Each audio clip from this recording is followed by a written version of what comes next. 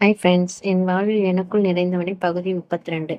தன் மார்பில் தலை வைத்து சாதுவாய் உறங்கும் மனைவியை பார்த்தவன் கை அதுவாகவே அவள் சிகையை வருட. அன்று நடந்த அனைத்து பிரச்சனையிலும் மனமும் உடலும் சோர்வாய் தூங்கிக் கொண்டிருந்தவளை பார்க்க பாவமாய் இருந்தது. மகி, என்னை மன்னிச்சிடுடா. பூ மாதிரி பார்த்துக்க வேண்டிய ஒண்ணு இப்படி நானே கசக்கிட்டேன். இந்த பாவத்துக்கெல்லாம் என்ன பிராயத்தம் பண்ண போறேன்னே தெரியல. ஆனா உண்மையாவே எனக்கு வேற வழி தெரியலடா என எண்ணியவனின் கண்களிலிருந்து அடக்கி வைத்திருந்த கண்ணீர் எட்டி பார்த்தது. காலை சூரிய வெளிச்சம் முகத்தில் பட்டு எழுந்த அவசரமாய் கண் விழித்து பார்த்தவளின் அருகே ராம் இல்லை. இரவு நிகழ்ந்தது நினைவுக்கு வர முகத்தில் நாணம் எட்டி பார்க்க கண்களில் இரு துளி நீர். அது தனது சந்தோஷத்தை வெளிப்படுத்துவதா வருத்தத்தை வெளிப்படுத்துவதா தெரியவில்லை மகிக்கு. ராம் படுத்திருந்த இடத்தை மெதுவாய் வருடினான். அத்தனை குழப்பங்களையும் தாண்டி உள்ளுக்குள் பரவுகிறது ஒரு நிம்மதி. மணி 10 என்பதை பார்த்தவள் அவசரமாய் குளிக்கச் சென்றாள். அங்கு ராமு தன் நண்பனின் மனைவி டாக்டர் ஷரண் சைக்காட்ரி ஸ்பெஷலிஸ்ட் முன் இருந்தான். வா மச்சி, நீ அவகிட்ட என்ன பேசணுமோ பேசு. நான் ஆஃபீஸ் கிளம்புறேன். எந்த ஹெல்ப் வேணாலும் சொல்லு. ரொம்ப தேங்க்ஸ்டா. தப்பா எடுத்துக்காத. கொஞ்சம் பர்சனல், அதான். மற்றபடி உங்ககிட்ட சொல்லக்கூடாதுன்னா இல்லை என்றான் ராம். டே, I know you. Carry on. வாங்க ராம், சொல்லுங்க, என்ன ப்ராப்ளம் என்றாள். மகியின் ஆக்சிடென்ட்லேருந்து முந்தைய நாள் நடந்தது வரை அனைத்தையும் கூட்டினான். ரொம்ப பயப்படுறா சிஸ்டர். முன்னாடி அவ இப்படி இருந்ததே இல்லை. நேத்து நேத்து நான் நடந்துக்கிட்டது தப்பு தான். But I was helpless. அவளை வேற என்ன பேசியும் தடுத்திருக்க முடியும்னு தோணலாதான். ராம், ஃபர்ஸ்ட் ஆஃப் ஆல் நீங்கள் கில்ட்டியாக ஃபீல் பண்ணுறதுக்கு ஒன்றுமே இல்லை. இன்ஃபேக்ட் நீங்கள் அவங்கள இந்த அளவுக்கு விரும்புகிறீங்கன்னு எனக்கு ஆச்சரியமாக இருக்குது. நீங்கள் சொல்கிறத வச்சு பார்க்கும்போது அவங்களுக்கு பயமே உங்களை விட்டு பிரிஞ்சிடுவோமோன்னு தான் சிஸ்டர். ஆமா ராம், அவங்க உங்க கூடவே இருக்க நினைக்கிறாங்க. எப்படியாவது பழசு ஞாபகத்துக்கு வந்துடாதான்னு தான் தன்னையே கஷ்டப்படுத்துறாங்க. அதே நேரத்தில் நீங்கள் அவங்களுக்காக ஒதுங்கி இருக்கிறது, தட் மீன்ஸ் ஒரு ஹஸ்பண்டாக இல்லாமல் இருக்கிறத பார்த்து எங்கே இது இப்படியோ போய் ஒரு எக்ஸ்ட்ரீமில் நீங்கள் அவங்கள வெறுத்துருவீங்களோன்னு தான் நினைக்கலாம். இது எல்லாத்தையும் தாண்டி அவங்களே உங்ககிட்ட நார்மலாக இருக்குன்னு நினைக்கிற டைமில் நேற்று மாதிரி நடந்தது அவங்க மனசை இன்னும் காயப்படுத்தியிருக்கலாம். இதை எல்லாத்துக்கும் மேலே அவங்க மனசளவில் நீங்கள் வேணும்னு தான் அவங்களால சொல்ல முடியலை. இது எல்லாத்தையும் சேர்த்து தான் அவங்க உங்க பக்கத்துல வராம தடுக்குது. நேத்து நீங்க புருஷனா உங்க உரிமையை காட்டினாலும் அவங்களுக்கு விருப்பம் இல்லைன்னா எப்படியாவது உங்களை தடுத்திருப்பாங்க. அதுலயே தெரியலையா அவங்க மனசுல என்ன இருக்குன்னு? புரியுது சிஸ்டர். பட் இப்ப வீட்டுக்கு போனா கூட நான் எப்படி அவர்கிட்ட ரியாக்ட் பண்றேன்னு தெரியல. பாத்தீங்களா, இதான் பிரச்சனை. நீங்க ஏன் அவங்கள 2 பர்சனாலிட்டியா பாக்குறீங்க? ஆக்சிடென்ட்டே நடக்கலைன்னு நினச்சிக்கோங்க. கேஷுவலாக இருங்க. நார்மலாக உங்கள் மகிக்கிட்ட எப்படி இருப்பீங்களோ அப்படியே இருங்க. ரொமான்ஸாக சண்டையோ உரிமையோட எக்ஸ்ப்ரெஸ் பண்ணுங்க. அவங்கள ஒரு பேஷண்ட் மாதிரி ட்ரீட் பண்ணுறதை நிறுத்துங்க. மற்றதெல்லாம் தானாக சரியாகும். அவங்களுக்கு கூடிய சீக்கிரமே அவங்களோட வட்டத்திலிருந்து வெளியே வந்துடுவாங்க. ரொம்ப ரொம்ப தேங்க்ஸ் சிஸ்டர். இப்போ தான் என்னோட தப்பு எனக்கு புரியுது. இனி அவளை நான் தனியாக விடாமல் பார்த்துக்கிறேன். Thank you so much. பரவாயில்ல ராம், கூடிய சீக்கிரமே ஒரு ஜூனியரை ரெடி பண்ணுங்க.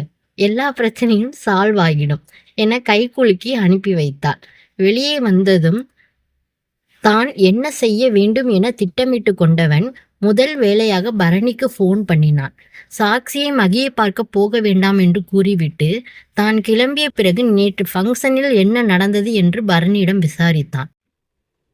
நான் வர்றதுக்குள்ளே கிளம்பிட்டியாடா? அந்த ரஷிதாவை நல்லா வாங்குன்னு வாங்கி விட்டுட்டேன். பசங்க தடுக்கலைன்னா தப்பிச்சா, இல்லைன்னா அரைஞ்சே இருப்பேன். என்ன புத்திடா இன்னும் அவன் மாறவே இல்லை. சரி விடு மச்சான். சரி, இன்னைக்கு கேஸ் டீட்டெயில்ஸை நீயே பார்த்துக்கோ. நான் நாளைக்கு வரேன். சரி ராம், மகி எப்படி இருக்கா? ஒன்றும் பிரச்சனை இல்லையே? அதெல்லாம் ஒன்றும் இல்லைடா.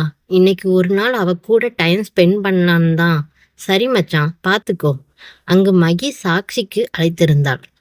என்னடா இன்னும் வரலையா? கிளம்பிட்டியா? அண்ணி, அண்ணன் தானே வர வேண்டான்னு சொன்னாரு. உங்ககிட்ட சொல்லலையா?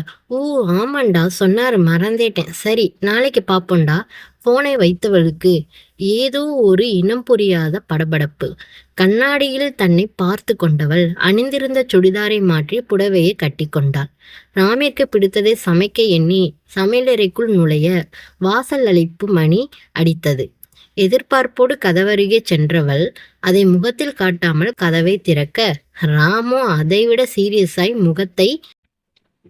முகத்தை வைத்து கொண்டு உள்ளே நுழைந்தவன். இருப்பினும் மகியை உச்சிலிருந்து உள்ளங்கால் வரை கவனிக்க தவறவில்லை. ராம் தன் அறைக்குச் செல்ல வேகமாய் கிச்சனுக்கு சென்று அவனுக்காக செய்து வைத்திருந்த உப்மாவை கொண்டு வந்து நீட்டினாள். என்னவென ஏறிட்டவனின் கண்களை பார்க்க முடியாமல் குனிந்தபடியே, காலையில கிளம்பி போயிட்டீங்க, ஒண்ணுமே சாப்பிட்ருக்க மாட்டீங்களே, அதான் கொஞ்ச நேரத்துல லஞ்ச் ரெடி பண்ணிடுவேன்.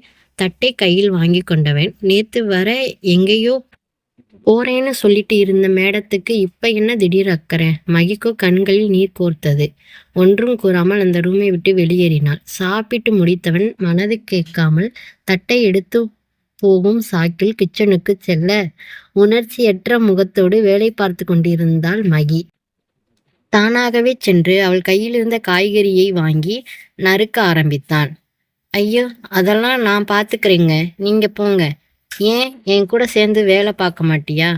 இல்லை, அதுக்கெல்லாம் இல்லை, உங்களுக்கு ஏன் சிரமம்தான். எனக்கு கஷ்டமா இருக்குன்னு நான் சொன்னேனா? அதற்கு மேல் பேசாமல் வாயை மூடிக்கொண்டாள். என்னாச்சு இவருக்கு? ஏன் இப்படி எரிஞ்சு எரிஞ்சு விழுறாரு? டென்ஷனா இருக்குமா? இல்லை நேற்று நம்ம நடந்துக்கிட்டதுக்காக இப்படி இருக்காரா? அப்படி பார்த்தா இவருக்கு பதிலுக்கு பண்ணதுக்கு நான் தான் படணும். என நடந்ததை நினைத்தவளுக்கு கன்னங்கள் தானாக சூடேறியது. அவளையே பார்த்து கொண்டிருந்தவனுக்கு அவளின் எண்ணங்கள் புரிய உதடோரத்தில் புன்னகை அரும்பியது. சமையல் முடியும் வரை அதை எடுக்கிறேன் இதை எடுக்கிறேன் என்று அவளை உரசியபடியே பாடாய் படுத்தி கொண்டிருந்தான். இப்படியே ராமின் சீண்டல்களோடு அன்றாட பொழுது கழிய இரவு இருவரும் ஹாலில் அமர்ந்து டிவி பார்ப்பதாய் கூறி அவரவர் உலோகத்தில் சிந்தனையில் இருக்க அதை கலைப்பதாய் ஒலித்தது மகியின் மொபைல். விஜி தான் அழைத்திருந்தார். மகி, எப்படி இருக்க? ஏனோ அவளின் மனநிலைக்கு அவரது குரல் ஆறுதலாக இருந்தது. நான் நல்லா இருக்கேம்மா, நீங்க எப்படி இருக்கீங்க? எனக்கு என்னடா, நல்லா இருக்கேன். மாப்பிள்ளை தான் 2 நாளுக்கு ஒரு தடவை ஃபோன் பண்ணி விசாரிப்பாரே. இந்த காலத்துல எத்தனை பேருக்கு மகனா அமைகிற அதிர்ஷ்டம் கிடைக்கும். உண்மையிலே நாம ரொம்ப புண்ணியம் பண்ணியிருக்கணும் மகிமா. தன் எதிரே இருந்தவனிடமிருந்து விழியகற்றாமல் பதிலளித்து கொண்டிருந்தாள் மகி. சரி, நாளைக்கு பக்கத்துல இருக்க கோயிலுக்கு மறக்காம போய் அர்ச்சனை பண்ணிரு. ஏம்மா, நாளைக்கு என்ன விசேஷம்? அது சரி, உன் பிறந்த நாளையே மறந்துட்டியா? சிறிது நேரம் பேசிவிட்டு போனை வைத்தவளுக்கு அப்போதுதான் தேதியை பார்க்க வேண்டும் என்று தோன்றியது. மனதில் ஏதோ ஒரு எதிர்பார்ப்பு குடிக்கொண்டது அவளுக்கு. என் பிறந்த நாள் ஞாபகம் இருக்குமா? விஷ் பண்ணுவாரா? ஆமா, நேத்து நான் பேசின பேச்சுக்கு இப்போ எனக்கு பிறந்த நாள் கொண்டாடுறது தான் அவருக்கு முக்கியம் என்று எண்ணியவாறே அவளது அறைக்கு நடந்தாள். ஏய் நில்லு, எங்க போற? தூக்கம் வருதுங்க, அதான் ரூமுக்கு போறேன். இனி இதுதான் நம்ம ரூம், அங்க போய் படுத்துக்கோ. நம்ம ரூமா? அப்ப நீங்க அங்க படுப்பீங்களா? பின்ன நான் வேற எங்க போய் போறது? மகாராணிக்காக நான் வேணா ஹாலில் படுத்துக்கவா? ஐயோ, அப்படியெல்லாம் சொல்லலைங்க. அப்புறம் என்ன, நான் ஒன்றும் ஒன்று கடிச்சு முழுங்கிட மாட்டேன். ஓ. பதில் எதுவும் கூறாமல் உள்ளே வந்தவளுக்கு முந்தைய நாளின் நினைவு அதுவாக கண்முன் தோன்ற வயிற்றில் இருந்து ஏதோ உருளுவது போல் இருந்தது. இருப்பினும் வேற வழியின்றி கட்டிலின் ஓரமாய் திரும்பி படுத்தாள். சிறிது நேரத்தில் ராமும் வந்து படுத்து உறங்கியும் விட்டான். மணி இரவு 11:45 காட்டியது. மகி, ராம் தன் பிறந்த நாளை மறந்து விட்டானோ, ஒரு விஷ் கூட பண்ணாம தூங்கி விட்டாரே என வருந்த கண்கள் அதுவாக குளமாகியது. 11:55க்கு லேசாய் திரும்பி ராமை பார்க்க நன்றாக உறங்கி கொண்டிருந்தான். எனக்கு என்னதான் வேணும்? அவரை விட்டு போறேன்னு சொல்றேன், இப்ப அவர் ஒரு விஷ் பண்ணலன்னு கவலையும் படுறேன். ஒன்றும் புரியல என்றவாறு கண்களை இறுக மூடி தூக்கத்தை வரவழைக்க முயன்றான்.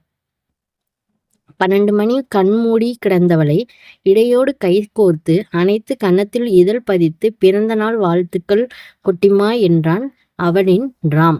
சட்டென எழுந்து அமர்ந்தவள் ராமை ஆச்சரியத்தோடும் கலந்த ஆனந்தத்தோடும் பார்க்க மறுபடியும் அவள் நெற்றியில் இதழ் பதித்து தன் மீது சாய்ந்து கொண்டான். உரிமையாய் சாய்ந்தவனுக்கு அழுகை முட்டி கொண்டு வந்தது. ஏண்டி சந்தோஷமா இருந்தாலும் அழுகிற, வருத்தமா இருந்தாலும் அழுற, என்னதான் ஆச்சு உனக்கு?